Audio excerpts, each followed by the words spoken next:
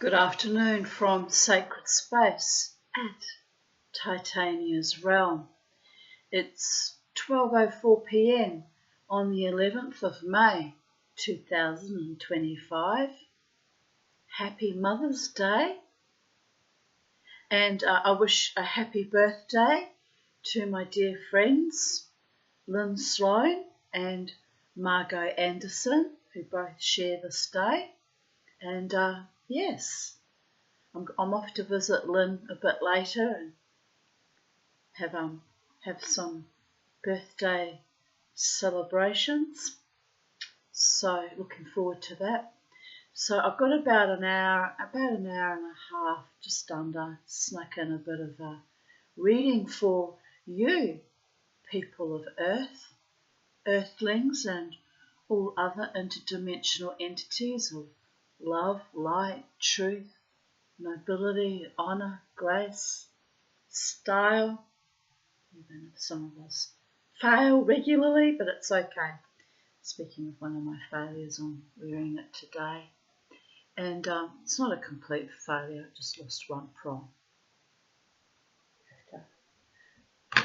Have to deconstruct it and put the prong on again, or find a jeweler with one of those marvellous arc welders and get them to just solder one on quickly with a welder, which is cheating, people of Earth, but you know, I don't want to risk ruining it and having to start from scratch all over again. So sometimes it's okay to have little cheats, especially when we have the technology to do these little things. I would be tempted to buy one for myself, but I think they're about $5,000 or $6,000. And how often would I use it? Like, it's not like I have a business or anything going on. But I guess if I had one, I'd use it more often and develop a business, and it's, one catch it by the heel and one flows into the other. Am I right? Sometimes you've just got to be audacious. But I don't have $5,000 or $6,000 to throw away on expensive equipment that I might rarely use. So one has to be practical. One does. Very boring being practical, but I have to work within my limitations. But anyway, on that note, it's a sunny day, but it's all wet. It's been raining and there's lots of cloud and probably rain again. So it's a bit of a weird day where the sun pops out briefly and goes back out, comes back in and goes back out. It's been like that for a few days. Anyway, I promised myself and my YouTube audience that I would start reading more frothy and more fun stories. And this is actually a children's picture book that I bought for my daughter Crystal when she was 3, and I'm not quite sure why it's still in my possession, but I'm glad of it. I really love the, you can see why I bought it, can't you? The wooden inlay marquetry and the beautiful painting of honeybees, and it's written by Kit Williams. And it's just marvellous. On the back it says, I'll read you what it says on the back. Here's something else he's clearly created. It's just delightful. That the photograph is by Tom Miller. Or did Tom Miller do the artwork? No, I think Tom Miller did the photo. Anyway, it's a little cockerel raising up the sun. Beautiful. Anyway, I bought it for the artwork because it was something that was so lovely to read to my daughters. On 24th of May 1984, Kit Williams, who intrigued and delighted millions of readers with Masquerade, I think I have that, I might read that to you afterwards, published a new book with a theme of bees, which had no title. It's called The Bee on the Comb, but initially it had no title. Hidden inside a beautiful mahogany bee box decorated with a golden queen bee brooch lay the only titled copy of the book. How clever was that? And readers were invited to discover that title and express it without using the written word. A year and a day, and over 3,000 entries later, Kit Williams appeared on the BBC's Wogan show to announce the winner and reveal the book's title. Kit Williams was confident of a good response, but not even he was prepared for the mountain of mail from which he had to decide a winner. The interim period saw a deluge of artefacts from all over the world. Stained glass and sculptures, tapestries and carvings, kites and kaleidoscopes. Entries had been painted, embroidered, cooked and knitted, using a remarkable variety of materials and methods. From the entrant to express the title of the book in her wedding dress and invited Kit to the wedding, to the woman who posted herself as the human answer, this book has inspired work of fabulous imagination. Who doesn't like fabulous imagination? Out of the vast assortment of beautiful, witty and bizarre entries, Kit Williams chose the entry, pictured above, of Steve Pearce of Leicester as the winner of the magnificent Marquetry box, which this must be, that box. The secret is out. The title is revealed. But you can still take up the challenge of discovery by following the clues within these pages which lead you to the answer. If you have remained tantalized by the conundrum, you need only turn to the reverse of this jacket for the solution. We'll save that till after I've read the story, I think. Keep you tantalized just as much as me. I could cheat and look now, but let's do this together. Have fun together, people of Earth. And if you wish merely to enjoy the singular beauty of Kit Williams's intricate paintings, you will still be the owner of a marvellous treasure. Indeed, although it's got a bit mouldy, mould-stained and battered. And, well, my daughter's 39 now. 39. And I gifted it to her when she was 3, so this book's 36 years old. And here I write, Crystal, happy 3rd birthday, love Mummy. Not that, those sentiments mean much to a 3-year-old. But I try to be a good mummy to my children, believe it or not. Apparently I'm shit at that too, but happy fucking Mother's Day. Let's start a whole symphony of do, do, do, do, do, do. Oh, whistle Dixie. No, I don't know how Whistling Dixie goes, actually. The last post. No, let's be joyful today. I said we're going to do frivolous and happy things. But it's Mother's Day. Yesterday was my younger daughter's birthday, who was actually born on Mother's Day. So there's a little bit of seepage. Please forgive me, it is what it is. It's awful to birth children into the world and then have them despise you. Just as awful as falling in love with people that you didn't realise actually despised you too. It's an awful existence. It's not something I would willingly choose each and every fucking time.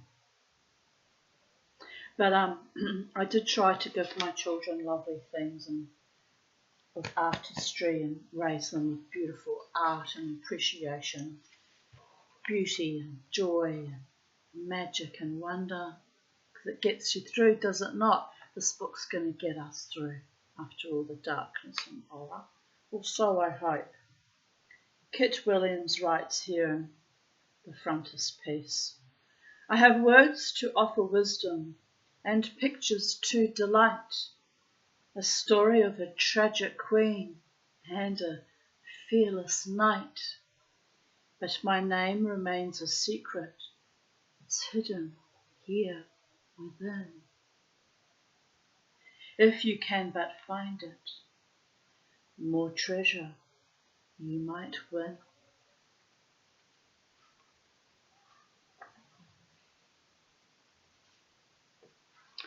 I wasn't going to bother showing it to you, but I think I will. This must have been someone's stained glass entry because it looks to me like it's stained glass. But isn't it lovely? It's all lovely. It just sparks so much joy and makes up for my drab and lonely and ever so slightly embittered life. Fuck! Right, here we go. Let me just show, I think I'll show you the painting first. And look, his marquetry. I just feel so nourished. Thank you, Kit Williams, wherever you are. I feel so nourished just looking at it. I had, I still have out there somewhere, I haven't seen him in years, him and his family. A friend who is an anthropologist, professor, doctor, whatever title he has now in academia. John Bradley, he was a fabulous artist too. Very inspired, I was very excited and inspired. Every time I visited them, I'd come away thinking, I wish I could do that. And he would just say, you can, Tony, you just need to practice. He'd be disappointed to hear, haven't done anything with the soapstone that he inspired me to try carving at. I started it and then, in my typical Aries way, put it aside. But I've still got 3 pieces of soapstone to carve after all these years. But he carved Lord of the Rings chess set out of soapstone. Oh, it was fabulous. I was so inspired. So, you can admire people for their talents and their mind. It's a beautiful love. It's pure and untainted and untrammeled by ugliness. How it should be, am I right? Anyway, to you, John. He also made me 2 wonderful amulets many years ago because as an ancestral witch and a survivor of child sexual abuse, I've been constantly under quite serious psychic attack and spiritual attack, and let's call it what it really is, evil since birth. So sometimes I win against it and sometimes I lose, and it is what it is. But he heavily protected me back in, I think it was the year 2000, and whatever he did over time, it washed some of that evil away. A lot of the people that were the cause of great suffering and great evil just got sloughed off out of my life, thankfully. Rotten they were. And then it sort of gradually over the next decade sort of came back into some kind of balance. So to you, John, you're a great Kabbalist and I honour your magic.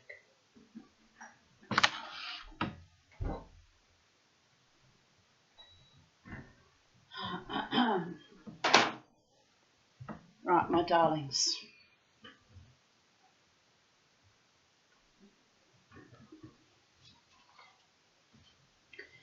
So let me show you again the painting. Let's have a proper good look at it.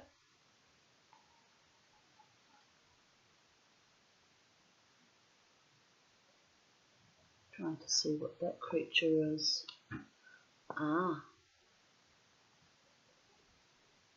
lioness dressed up as a jester.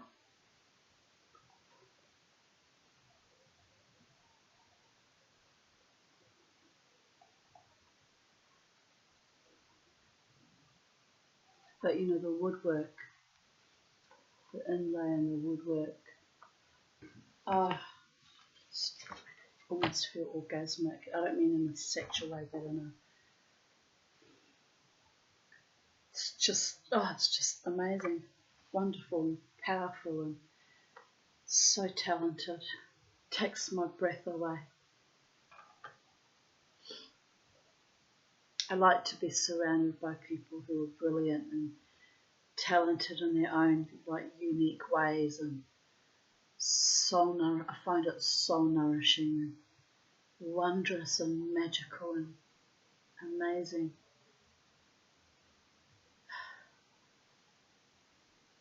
Right, let us begin the story, people of Earth. Ambrose the beekeeper sat in his kitchen, watching the last gleam of evening sunshine come through the little stained glass window at his back door.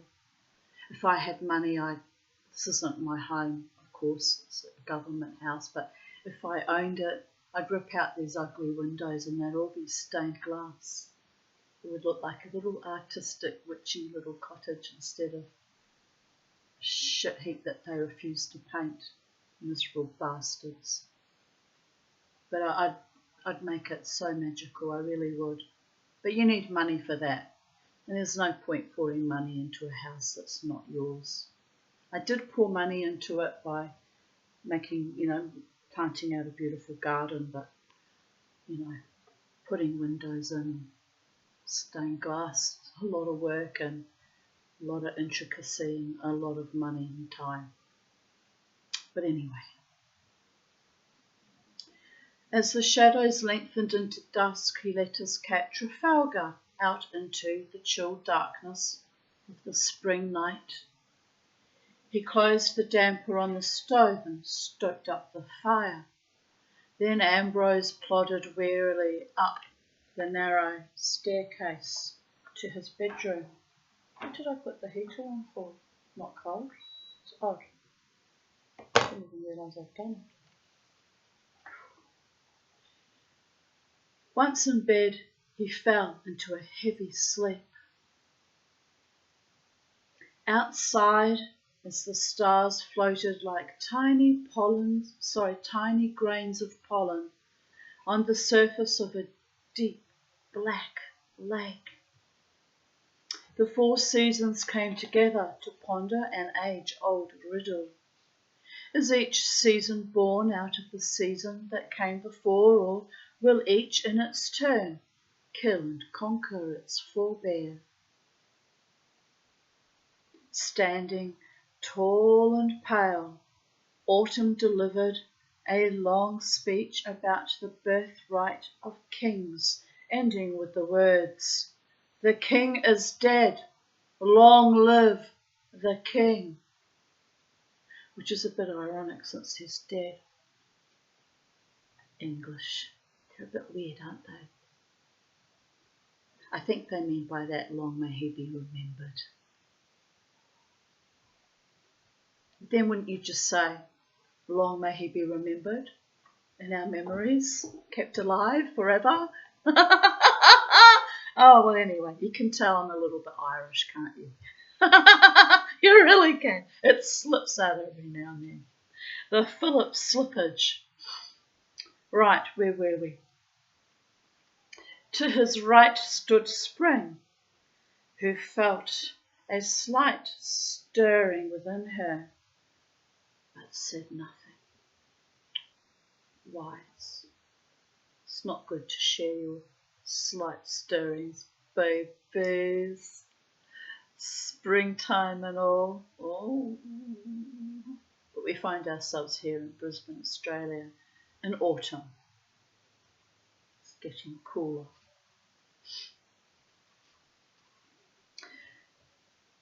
Winter, white and waxen, for whom the flowers refuse to open, gathered his shroud about him and said gravely, "Death is my servant, rattling at your door.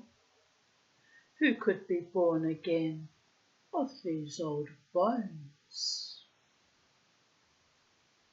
Only Summer was not there in person. He had sent his lion and his lion keeper, a fat, baby-faced dwarf with greedy little hands, who swaggered about with the lion on a leash, squeaking, "Summer is as summer does."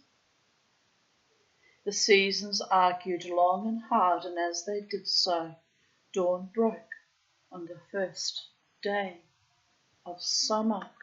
Right, so here we have the little dwarf. And what did the dwarf represent? We're not sure. But this was spring and autumn and winter. Naked like the trees.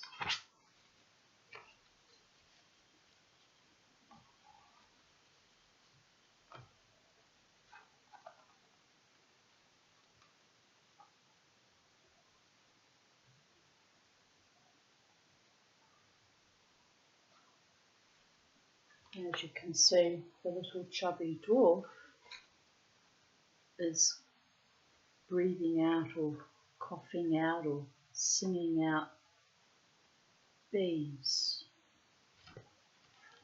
So much detail and thought went into this book. It's just amazing. And the top is what looks like part rat and part horse of some kind. And this one, part tabby cat and part toad.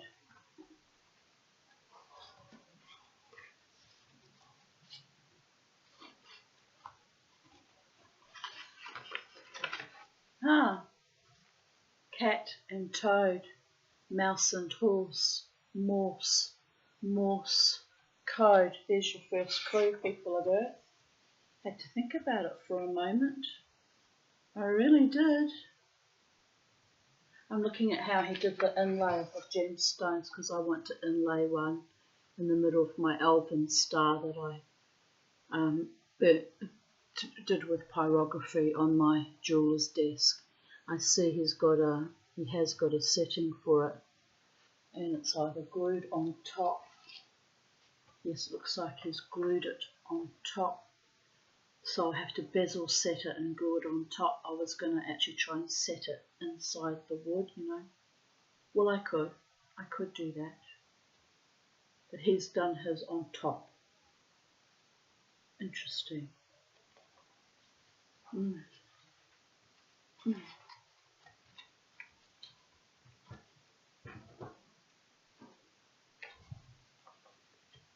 The first day of summer is also the last of spring.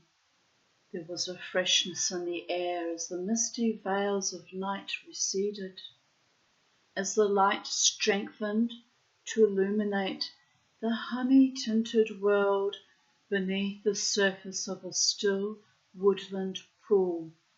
Pale sunbeams slipped unnoticed through the swordsman in the rushes to drink the dewy beads of quicksilver gathered on the lily pads. Later, when morning had put on her fine petticoats of green and yellow, there came others, dressed in smart velvet and black satin. They, too, stopped to sip at the gleaming droplets. Without a city, there is a house that's made entire of wood, where live 10,000 daughters that work for a common good.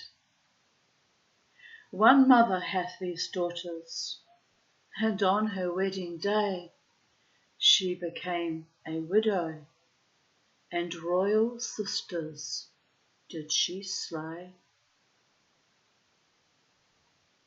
Sounds like something out of an Elizabethan sonnet, doesn't it? The sun rose into the sky and spread its warmth all about, and the citizens grew restless to be abroad.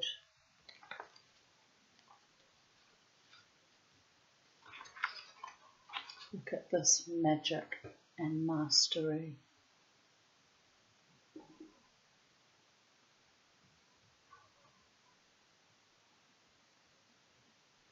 Just amazing, amazing. Oh, I'd enjoy having a nice cup of tea with this man and his family, no doubt. All those kinds of brilliant men are married, guys. I never get brilliant men to myself. Just the leftovers, scraps. It's annoying, isn't it? But never mind. It is what it is. I mean, you always have to laugh. But I get to enjoy their art and sometimes their music. These scrappy men that can only offer me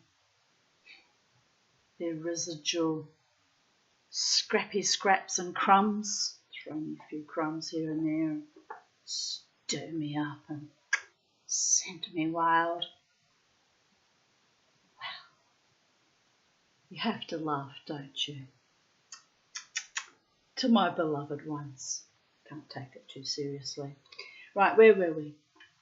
One day I'll find a man who adores me and is a great and talented artist or writer or revolutionary, but a real man, you understand. There's got to be someone out there. As my old mother used to say, there's a lid for every pot. Unfortunately, I did have a habit in the past of attracting potheads, so there was that. We don't want the potheads. We don't want any dickheads either. Just amazingly talented beings with heart and mind and courage and decency and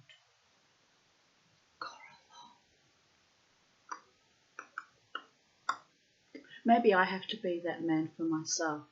That's probably why I went on the silversmithing journey in early 2021, when I put a prayer out to the gods and the angels, the Holy One and all manifestations. I said, this COVID epoch, it's not going to be survivable for me. I can't go on like this. You'll have to help me find my talents and bring out those skills and abilities to the fore so I can nurture them and conflagrate them and turn them into some viable craft or trade or ability. Well, here I am. 5 years later, I'm still working, still a work in progress, people. But I've come a long way. If you told me that I would make something like this 5 years ago, I would have laughed in your face and said, that's impossible. I don't have those abilities at all. So there you go. Never give up on your quest, including in my case, for true love, because what I've always thought was impossible and untenable, and that's been beaten back and decimated and destroyed by other people's ugliness, one day might just become freedom in another paradigm with someone who's truly meant to be with me. Be'ezrat Hashem, by the will of God. Sad little mama too. But not so sad, because, I understand. Tricksters will have their little games, and their little games will fizzle out, and they'll sit there, rocking and reeling, rocking, rolling, riding, thousands of miles away, all aboard for Morningtown, many miles away. Well, anyway, they'll sit there and they'll they'll have to figure out what it is they did to upset me, because they're oblivious or really, really psychopathic and didn't care. But it is what it is. The Mama T, aka the Tanya, aka the psychedelic dreamer, carries on living her best life, no matter what, no matter who, and joyously, triumphantly at times, painfully at times, but on we go and on we go. No harm, no foul. You had your little play and now it's done, my darlings. Ophelia comes to mind. Didn't she get murdered by that maniac? Yes, fuck off, Ophelia. No man gets to destroy me. Not for long. Had a good run at it though. Give him that. Telling me not to mosh and then being all jealous and controlling when any man came to talk to me or dance with me.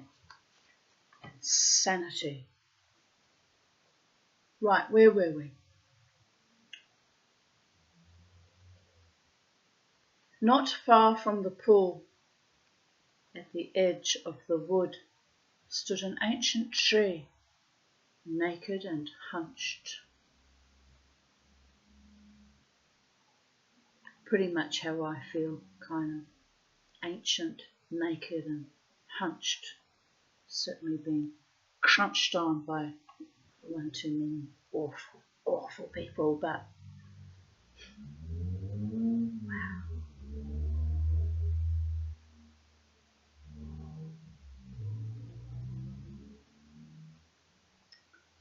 Generations of small birds had nested in its knotholes, and many an owl had slept away its days, blinking and contented in the camouflage of leaves and branches.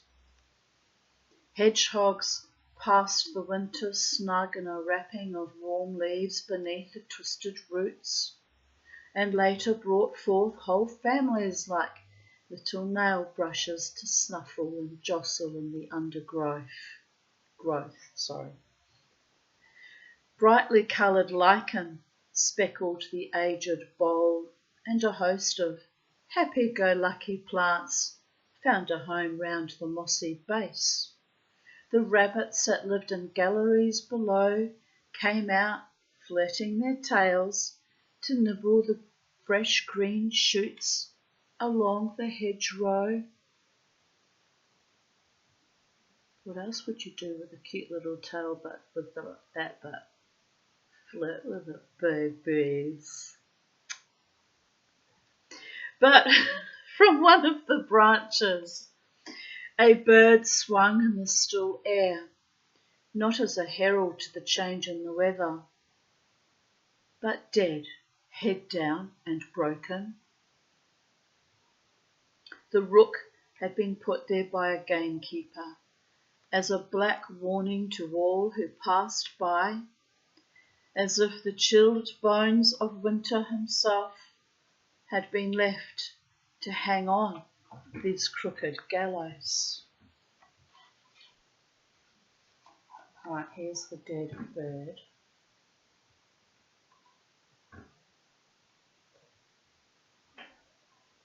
Look at the artisanry in that. Like, just get right close up, people are there.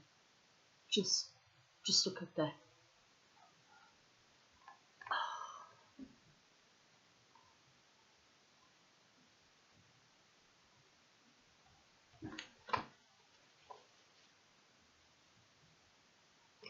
There's so much detail. I have to look at it again and again. Look, up here we have a little owl. Little birdie there. My birdies, I'm going to pick them up on Tuesday. I'm excited. New friends to love. New friends to love who will no doubt, in time when they get used to me, love me back.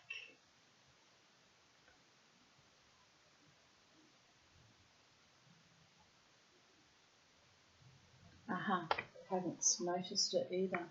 all the little bees. And the bole of the tree almost looks like a woman's pregnant belly. This looks like a face. It's just amazing. Amazing, people of Earth. Amazing.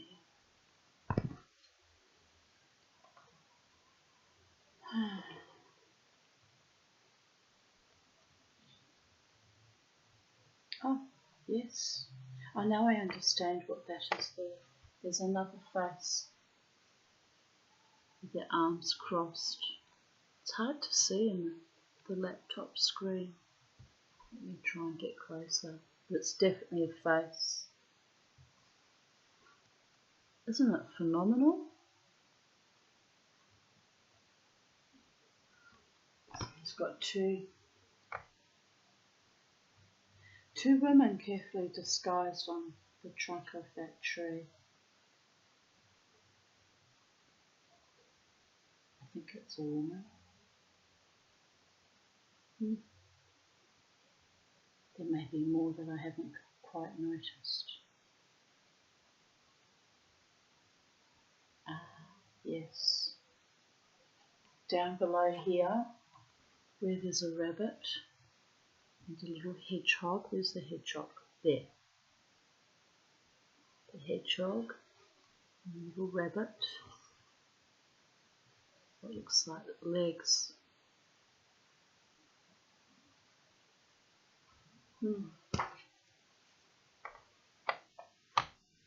Gorgeous. Little violets down the bottom. Little mushrooms.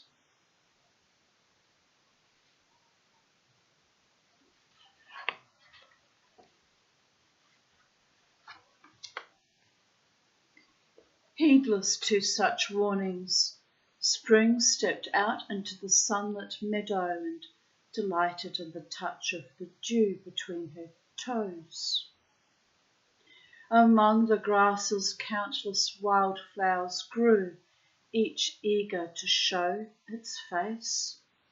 Strange and compelling patterns in mauve and violet enticed the bees to enter in, and inside every flower there were precious jewels fashioned in curious colours with perfect geometry.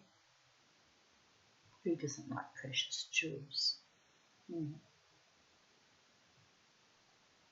Put jet beads inside a poppy, or topaz in the rue.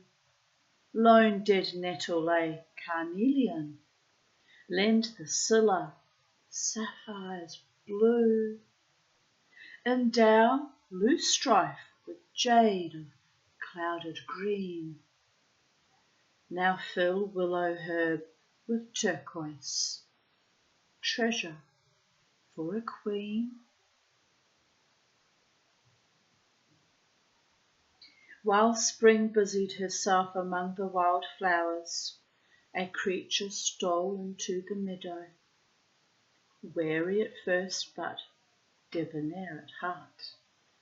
He was soon chasing the butterflies that played hide and seek in the long grasses. He was a smart dandy of a young lion, with brightly polished teeth and newly sharpened claws.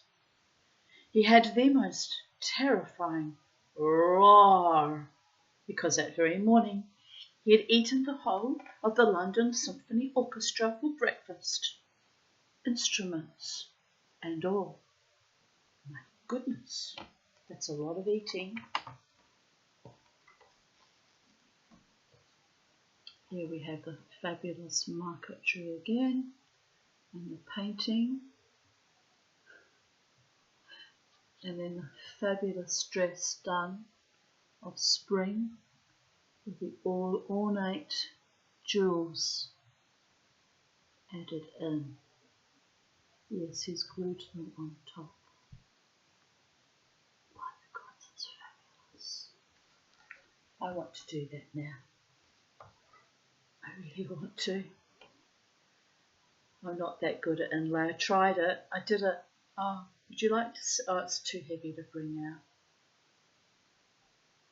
Maybe one day I'll put it on video, my attempt at inlay. It was on a very large antique cutlery canteen, and my intention was to have it in a little shop, opened up with all my jewellery, spread amongst it, and one day, my own little shop one day. But unfortunately none of my jewellery sold at the market, so I became despondent and gave up on that idea. But you never know. The times are a-changing and the economy might improve, although not very bloody likely at the moment, people of Earth, but you just don't know. But my dream was always to have this beautiful display that I have made myself. I could take pride in, admire myself as I walk past each day with my customers, showing them my wares, and anything to not feel like a universal schmuck and a loser, am I right? Well, I'm not a loser. I did try. I gave it a jolly good go. Right, here we go. My people of Earth. My beautiful ones, my talented ones, my courageous ones. There's the symphony orchestra and the lion's mouth. What's he got for eyes? Abalone with carnelian set in the middle. Very beautiful.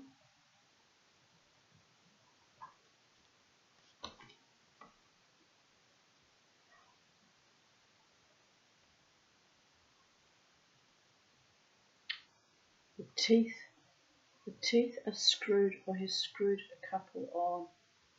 Some are glued on and some, oh no, that might be one piece. It's hard to tell. But he's made the teeth out of, I'm not sure exactly, but he's engraved them. Oh, they're very clever. He's very clever. I want to meet this man. He's so clever. Look at that.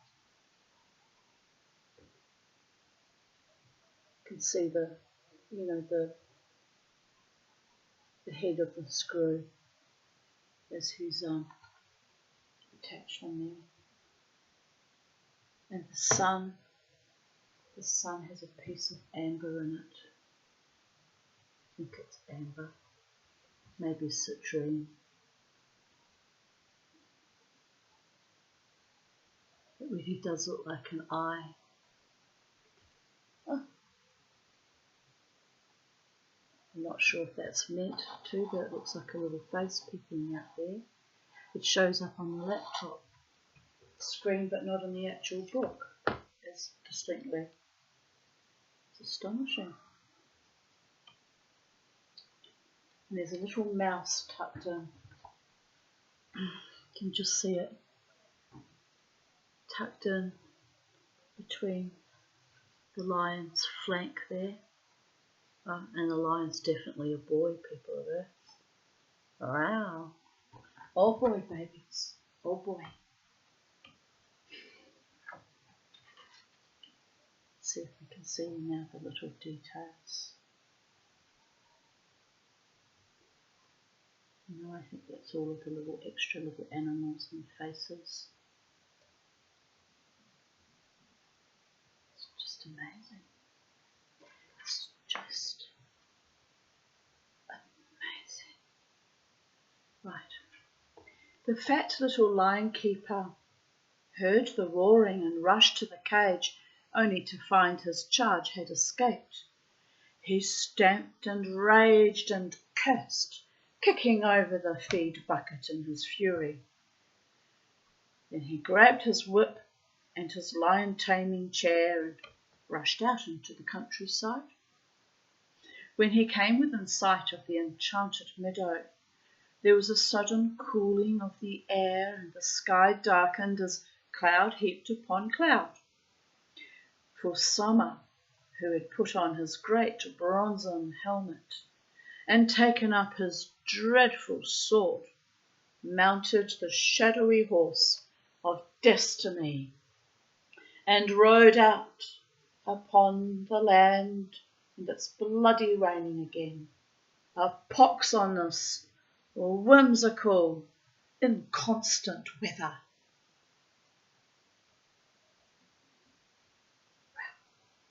To calm my farm, won't I? Because you always take the weather with you. Crowded house tells you so. Bloody Kiwis. We know a lot about that. Taking the weather with us.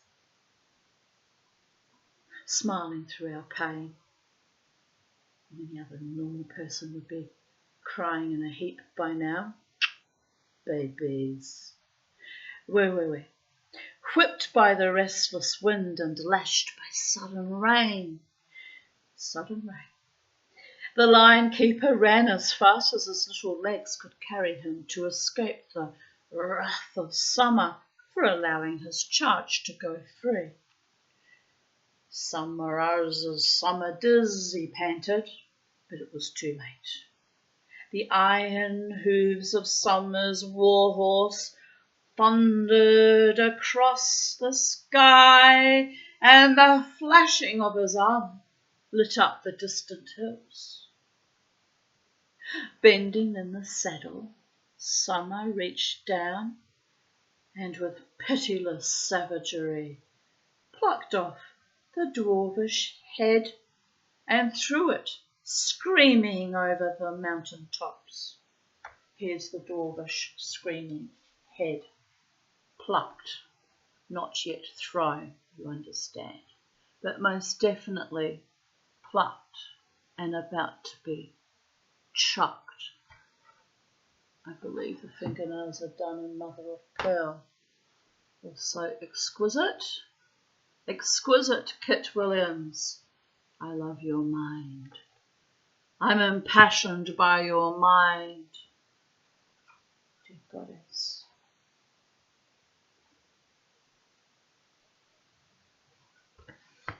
Look at that. Just look at that. And down below we have the young lion, with all the bees surrounding him.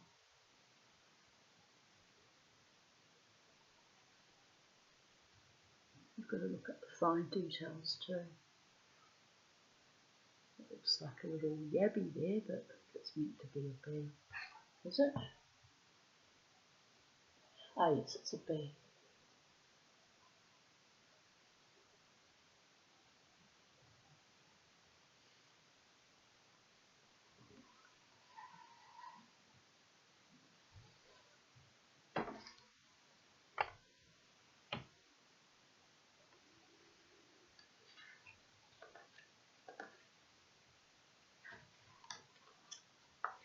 The wind and the rain abated, and out of the storm there came forth sweetness.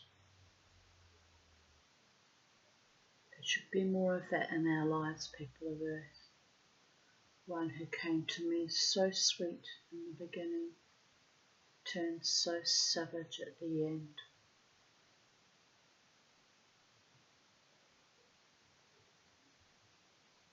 Well, it could have been worse, couldn't it? I've had a lucky escape.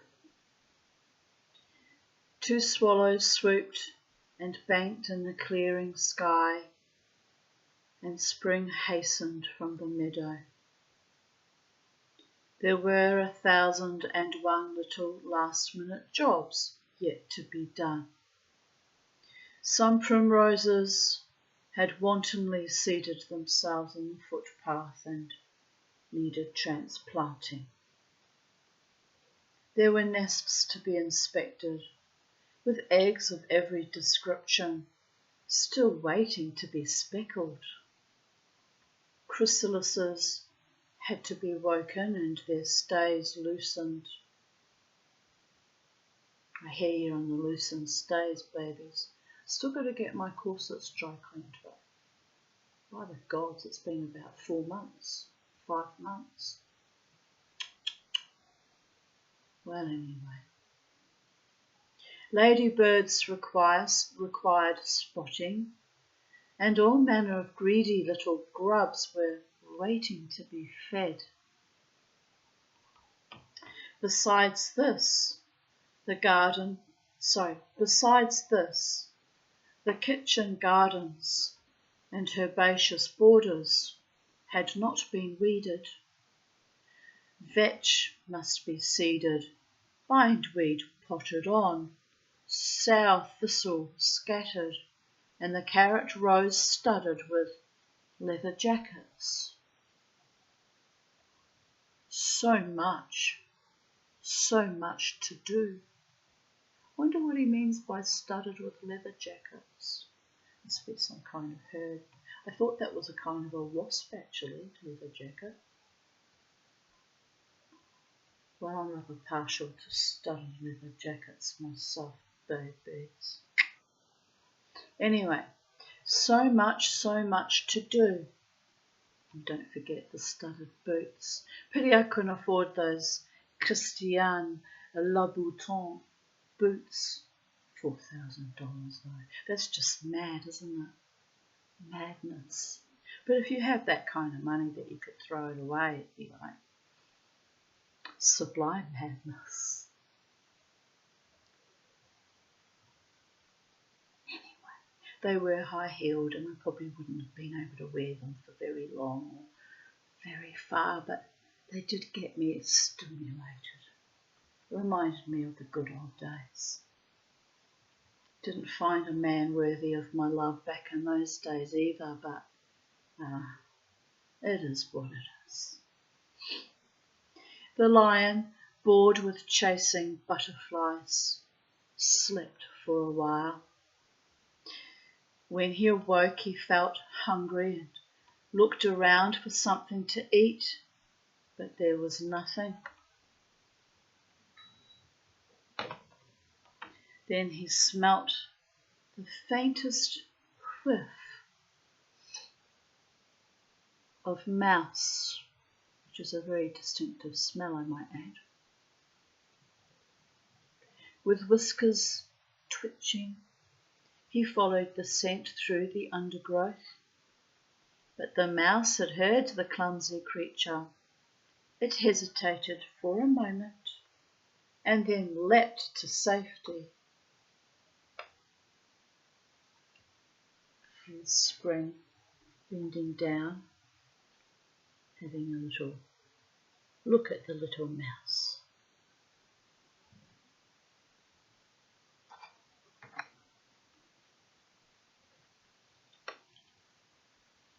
And what flowers is she holding? Are they primroses?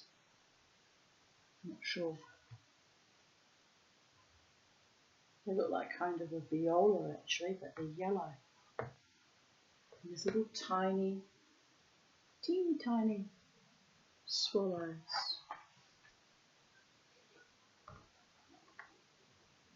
And there's bees all through her dress.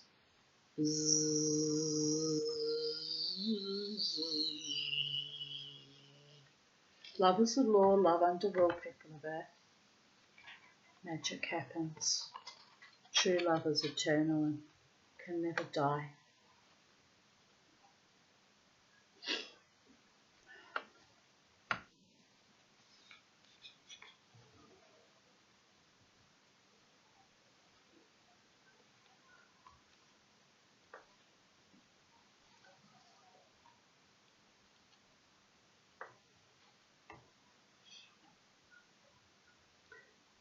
Finding a secure foothold, the mouse clung on and hid among the folds of Spring's dress. Unaware of the drama, Spring stood up and slowly walked along the path to the wood. The urgency of the past months was over. The wood seemed to be drawing her towards it, and in it she saw the closeness of her hour. She remembered the brave snowdrops that had defied the icy winds, and the sweet violets and celandines that had set the birds a-singing.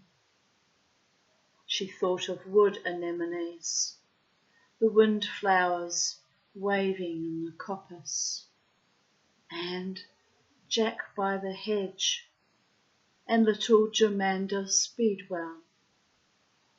They had all in their time lightened her labour, and now the Ransoms and Bluebells, Campion and Kingcup, Ox Eye and Cuckoo Pint rejoiced in the coming of one swallow cannot make me, nor the gentian blue, but see a rose and you will know that I am good and true.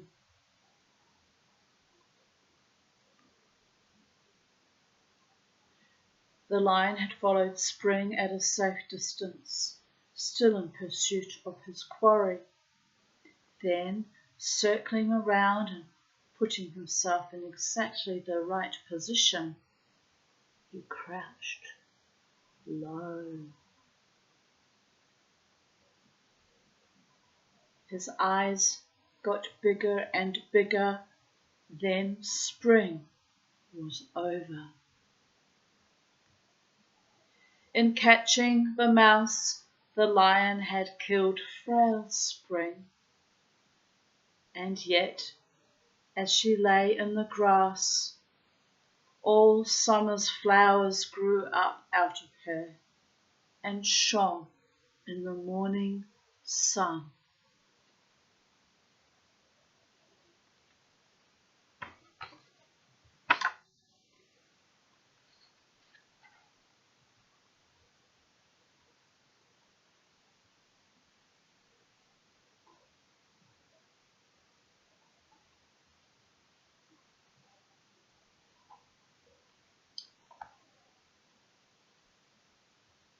Isn't that a beautiful comb, all inlaid? Or did he paint that, make it look like it was an inlaid object? That might be a painting. But having said that, we've seen his other inlays, and yes, it's a painting within an inlay. A little field mouse on the edge, inlaid. It's just stunning. Little tiny brass bees that no doubt he probably made himself too. Maybe. But look, anyway, it's all just so fucking stunning. There's a bird hanging upside down there. Can you see it?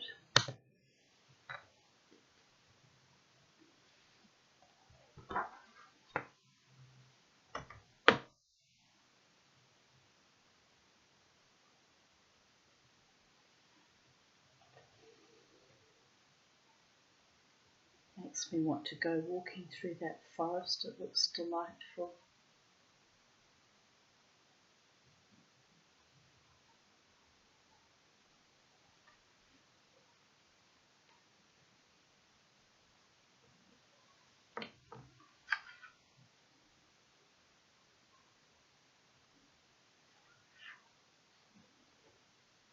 Here's summer's flowers growing up out of her. I think that's who she's meant to be.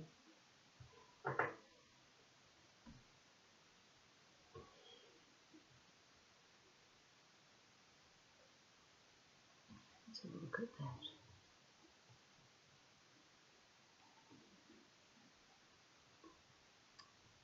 that. I hope you're enjoying this, people of Earth, as much as I am. Oh, sorry, I forgot to show you the moon. The moon. It's very William Morris, isn't it?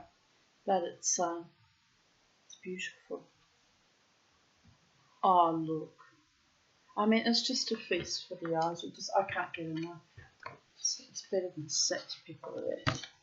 Well, probably only had really good sex on very rare occasions in my life, so don't hardly remember now.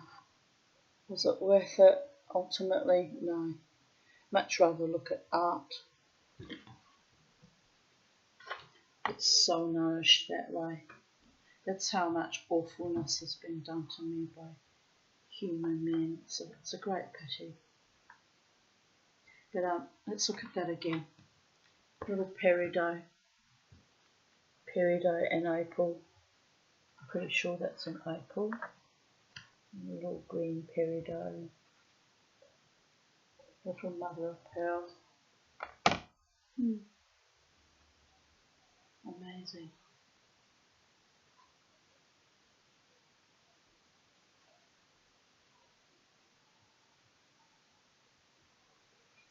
And then this part of the painting, the combs come out of her hair, or she's taken it out so she could lie down without it sticking into her, which I sometimes do with mine. I haven't got it in my hair, but you know, when I put my flower in my hair, when I go to lie down, I'll take it out. Right. I don't remember putting the heater on again, but I must have. Right off my nut people there. Don't remember that at all.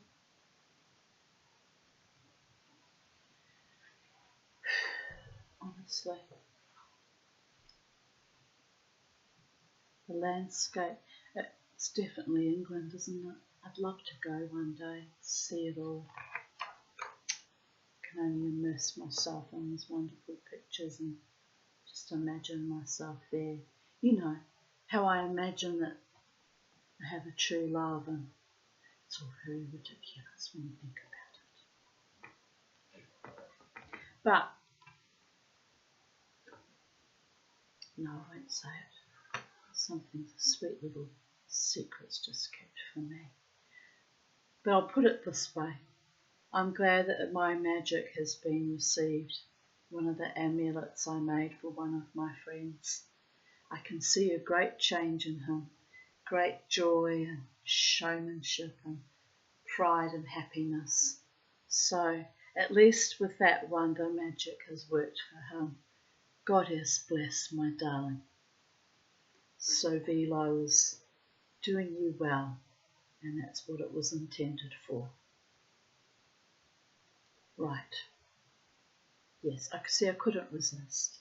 I had to have a little bit of a gloat, because, you know, I've been very despairing, thinking that all my gifts given to my friends were just spat on, churlishly shucked off and debased, but I can tell the one who honoured it is receiving that magic, and doesn't come from me, it comes directly from the gods. I am merely the transmitter or the generator, and put a lot of work into his gift. 6 days of labour. It's almost fucking biblical when you think about it. But it doesn't matter as long as it achieves the desired outcome, which was to be a blessing and being a healing modality and protection, and restore him to his confidence in his glory. To you,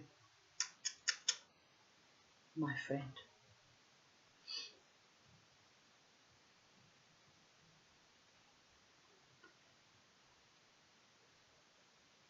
A thin shaft of sunlight stood absolutely still as it pierced the silent dimness of a cottage bedroom. As the earth revolved, the cottage moved, and so too the bedroom, until the thin white beam lit up the edge of a wooden bed. Slowly, imperceptibly, the world rotated, and inch by inch the many contours of the counterpane were illuminated. Tiny specks of dust sparkled in the sunbeam as it gently penetrated the dreams of the sleeping man. Ambrose woke up, yawned and stretched. Then, swinging his legs, out of bed. Excuse me.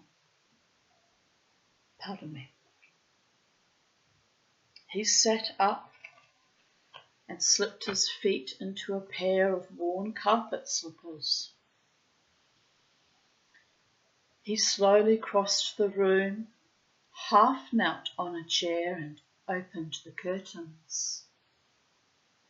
The first day of summer flooded into the room all ablaze with glorious colour and heavy with the scent of countless blooms. Ripples of bird song broke the silence, and Ambrose, filling his lungs with the eager breath of the morning, all but burst with excitement. He flung on his clothes and clattered down the stairs. What a wonderful way to awaken, bursting with excitement and joy and peace and accomplishment.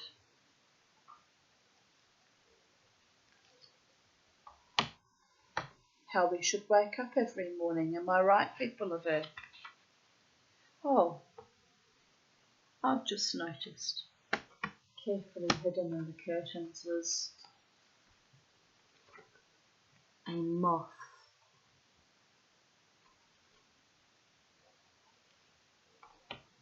So I'm not quite sure what was hidden in this one.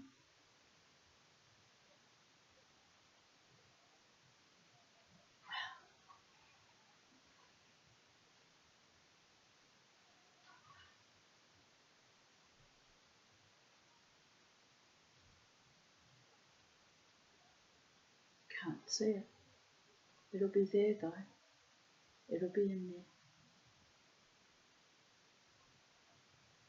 Blessed be.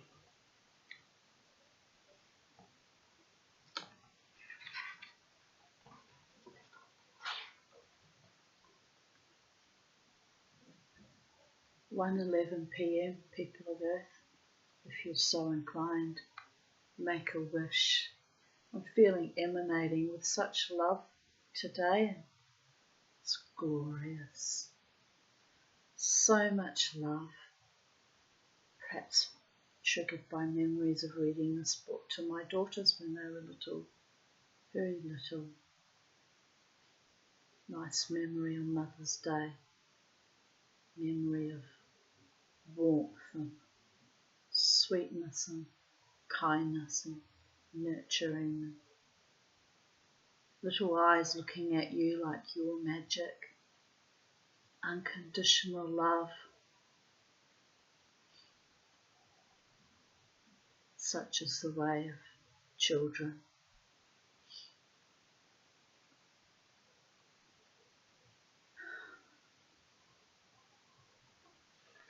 Ambrose's little kitchen was as warm and cosy as fresh baked bread. He went to the stove and opened the damper and riddled the ash pit with a poker and moved the kettle on to the hot plate. Straight away it began to sing and in no time was boiling. Half of the water he poured into an enamel saucepan to boil an egg, and after warming the pot made tea with the rest. While the egg boiled and the tea brewed, Ambrose cut slices of bread and hunks of cheese. Mama T's very partial to cheese, although it's not very partial to me. Oops. He packed them with an apple and a pickled onion, another thing I can't eat anymore, onions or garlic, which I used to adore, wrapped in greaseproof paper into a small tin lunchbox. When 4 minutes had passed on the mantel clock, Ambrose retrieved the egg with a large spoon and popped it into an egg cup. He was about to tap the top when he was surprised to hear a curious scratching sound. Putting his ear to the shell, he listened closely and realised that it wasn't the egg at all, but Trafalgar the cat scratching at the back door to be let in. Ambrose filled a dish with milk and placed it in front of the stove, then went to open the door. Without looking up, Trafalgar went straight to the milk. He drank thirstily, lapping and... Let me try again.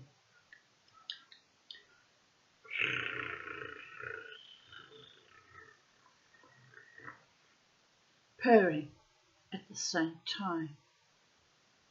I miss my cats. I miss them all. The man looked at the cat. No comfy creature of the hearthrug was this, but a hunter of the night. It finished its milk and stretched.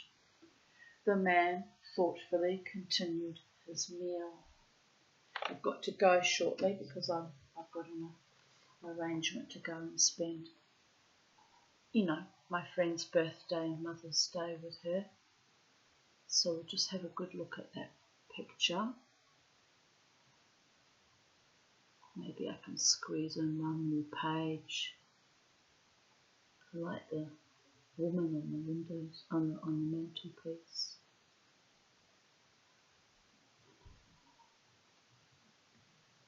What a delightful looking kitchen. And again, he's done all the brickwork, all inlaid in marquetry, isn't it?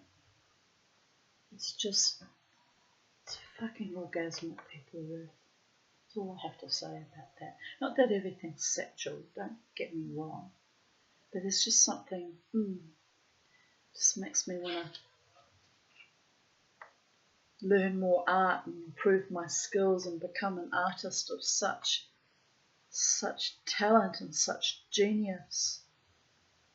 Oh, well, I'm late to the party of consciousness.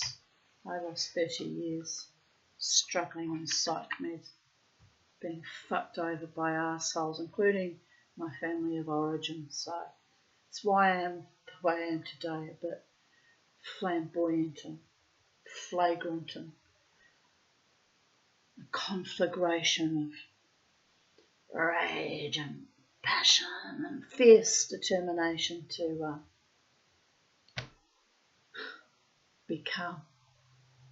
find my way one day and have someone find their way to me that wants to share their life with me too. Someone kind and noble and honouring.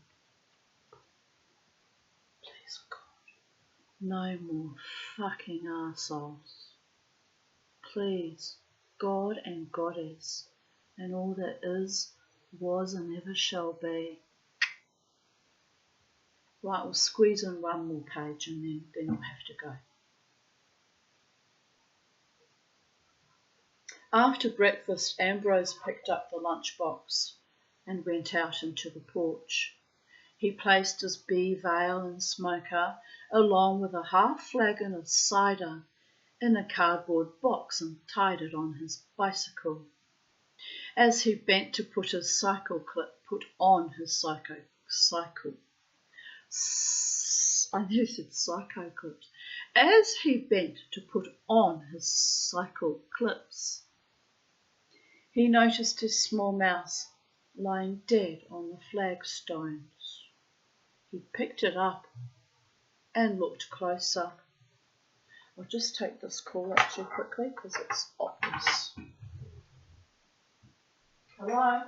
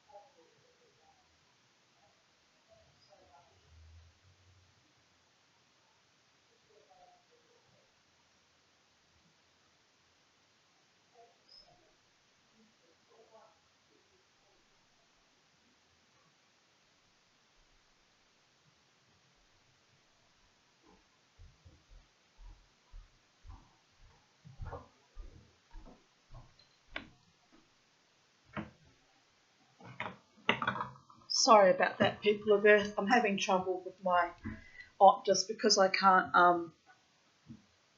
get the latest software, and now my email and can't send and receive email on my phone, which is, I live on my iPhone. It's practically embedded into me, like I'm practically, without having the thing implanted in me, it's attached to me. So I'm very frustrated that I can't send and receive email. So they're trying to work it out, but they'll ring me back tomorrow because they said I need to go and sort out an app, and I don't think that will work because I can't update the software because I've got storage issues that I can't resolve, haven't been able to resolve for months. So the whole thing goes round and round in circles, and I feel kind of insane. But anyway, let me finish the story quickly, although I'm going to be running a bit late. But anyway, look, at least I can see they're trying to work with me on the issue, and so I'm contented with that. Sometimes they just leave me and ignore me and leave me flail, and it enrages me beyond belief. Anyway, they're trying to work it through with me, so fair's fair. Right, where were we? As he bent to put on his cycle clips, he noticed a small mouse lying dead on the flagstones. He picked it up and looked closer. Into his mind came the thought of a pretty lady in a russet gown, curled up and fast asleep in the palm of his hand. How many pages have we got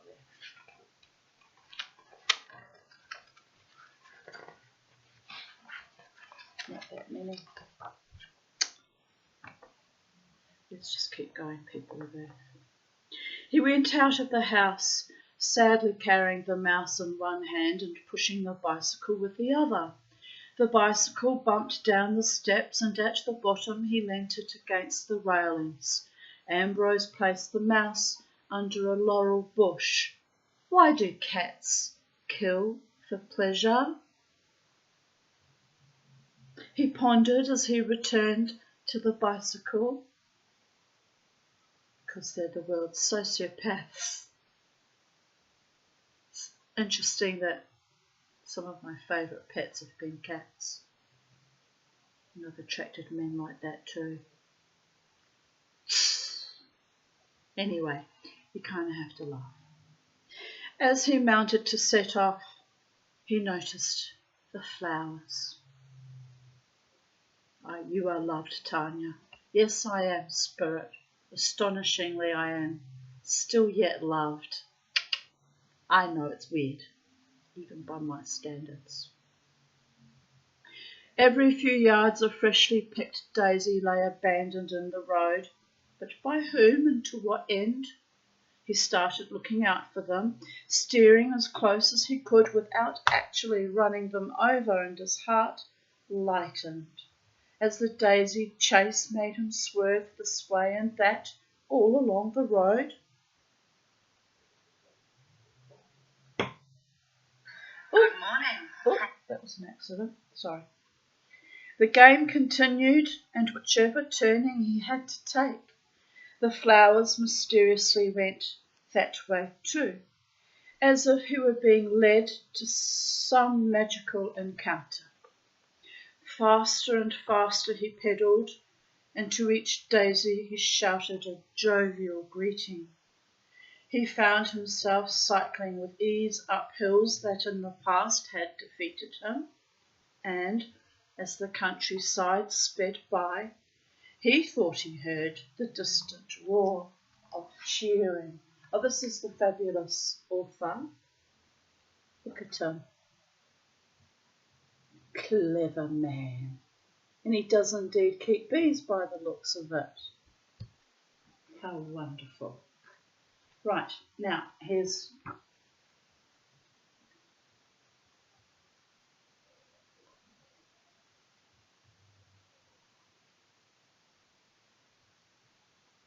so much detail and so much genius. Right, my darlings. Here's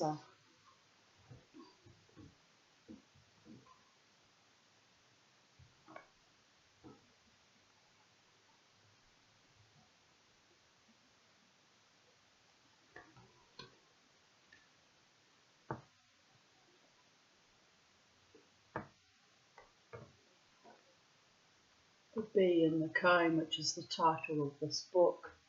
And anyway, it's just gorgeous. Gorgeous, my darlings. I see now. He's made it look like a giant scroll that unfurls and opens out. Just stunning.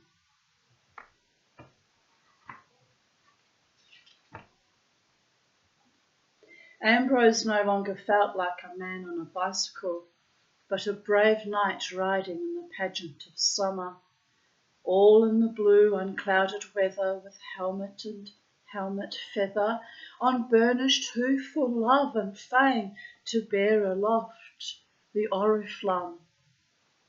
Reaching his destination, the noble Ambrose dismounted. As he laid his trusty steed to rest on a grassy bank, he noticed a tortoise-shell comb lying in the grass at the end of a chain of daisies. Contemplating the beautiful ornament made Ambrose wonder if two lovers had met by moonlight and in the shadows let it fall. Or had it been shaken loose during the laughing capers of a family picnic? Would its mistress return in the hope of finding it? She's the Tanya, very likely. Or had she already accepted the loss? Sometimes I accept losses, but not willingly, you understand. Be a seeping wound for quite some time when I lose yet again at love, but what good is a trickster game? What good?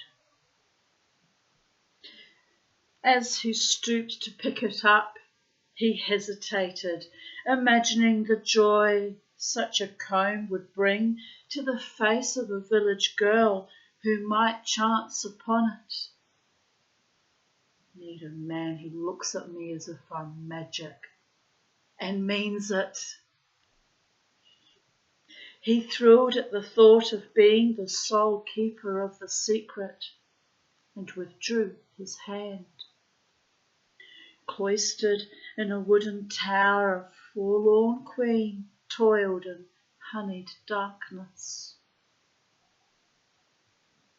For her there were no sunny days among the flowers, just the corridors and chambers of a dim labyrinth. To ease the pains of her labours she dreamed, one day a prince will come to free me from this endless twilight, and the waiting and weeping will be over.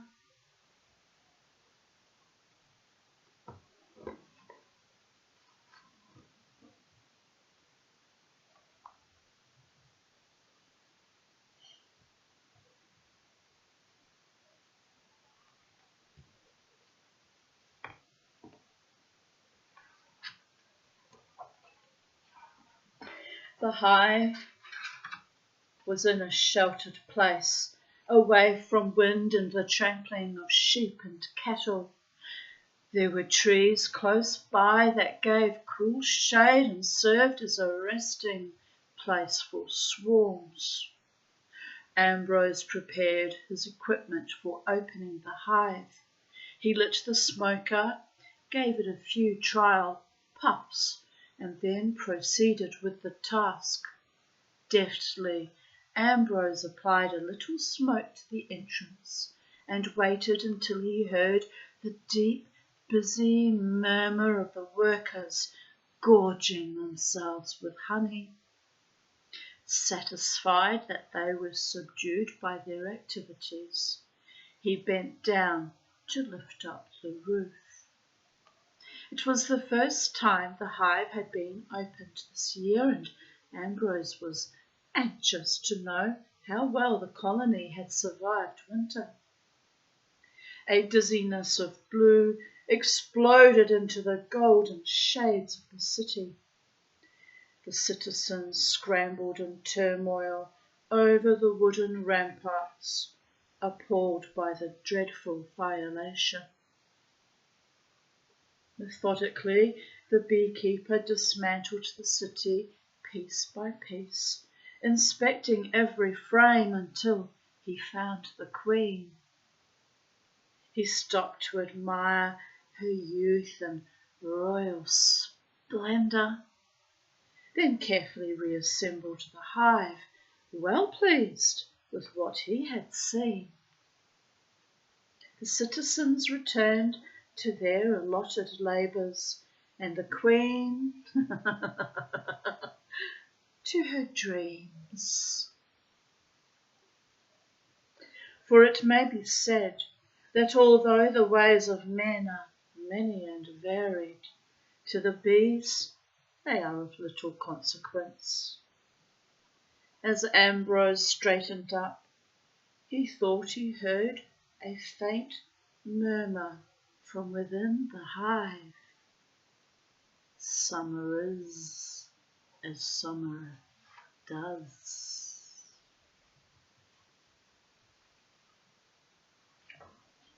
And tomorrow I shall read you Masquerade, which is also a wonderful story by Kit Williams.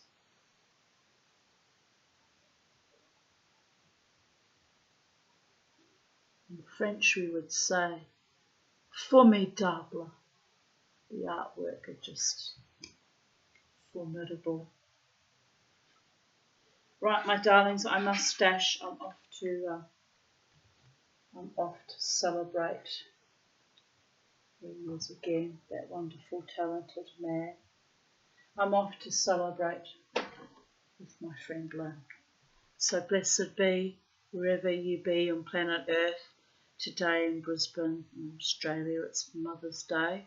I believe it falls on a different day in other parts of the world, but Mother's Day it is here, and may all the mothers of the world, including our own mother, Gaia, Earth, be blessed. Bye for now.